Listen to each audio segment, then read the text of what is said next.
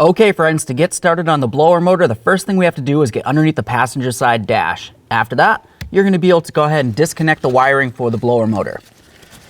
There's a little squeeze tab that you can press on right along this area here, and then we can draw this right down and out.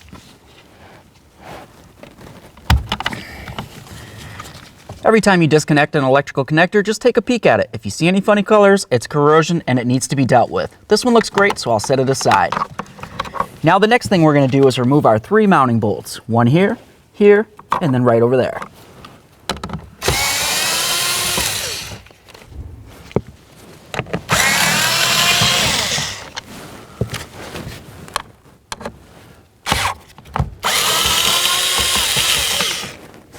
Now at this point, we can carefully bring this down.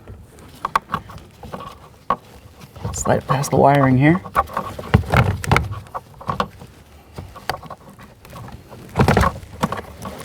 And remove it from the truck. Now it's going to be time to install our brand new blower motor. Now when we slide this in, of course we want to be very careful for the wiring. So I'm just going to bring it up, slide the wiring over along this ear here.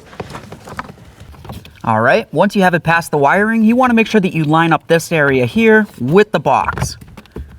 All right, that fits in perfect. I'm wiggling around. I can feel that it's seated. So I'm going to go ahead and grab my 3 mounting screws and start them in. With all 3 of the bolts started, let's go ahead and snug them up.